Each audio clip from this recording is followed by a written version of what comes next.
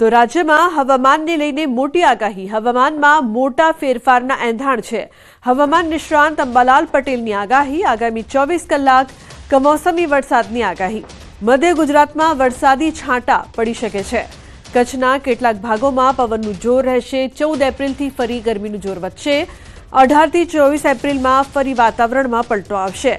તો ચોમાસા સુધી પવનની ગતિ રહેશે। ચોમાસું 2005-6 જેવું રહી શકે છે। 10 મે થી અરબ સાગરમાં ચક્રવાત પણ બનશે।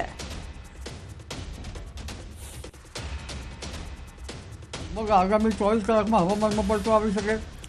પૂર્વ મધ્યપ્રદેશના ભાગો, લગભગ પંચમહાલના કેટલાક ભાગો અને પૂર્વના જે ગુજરાતના મધ્યપ્રદેશના એડજોઇન્ટ ભાગોમાં ક્યાંક વાદળવાળું અથવા તો ક્યાંક વરસાદી છાંટા પડી શકે અથવા તો પવનની ગતિ વધી શકે અને સૌરાષ્ટ્રના કોઈ ભાગમાં પણ ક્યાંક છાંટાછૂટી કે વાદળો આવી શકે।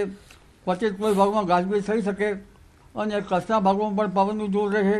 એટલે હમણાં આગામી 24 કલાકમાં હજુ હવામાનમાં પલટો આવશે, પરંતુ ઉલ્લેખનીય છે કે તારીખ 14 એપ્રિલથી પુનઃ ગરમી શરૂ થઈ જશે। તારીખ 18 થી 24 એપ્રિલમાં પુનઃ હવામાનમાં પલટો આવશે અને લગભગ 22, 23, 24માં પુનઃ વાદળો આવશે અને ક્યાંક છાંટાછૂટી થવાની શક્યતા રહેશે।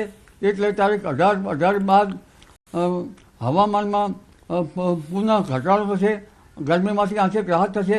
જેમાં ઉત્તર ગુજરાતના ભાગોમાં મહત્તમ ઉષ્ણતામાન 41 ડિગ્રી સેલ્સિયસ જેવું થઈ જવાની શક્યતા રહે।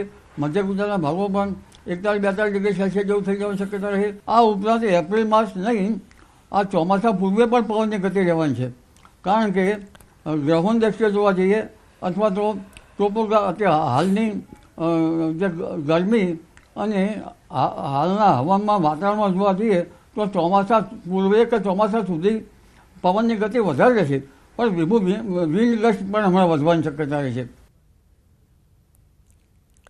તો અન્ય સમાચાર, વડોદરાથી પવન ફૂંકાતા વૃક્ષ ધરાશાયી।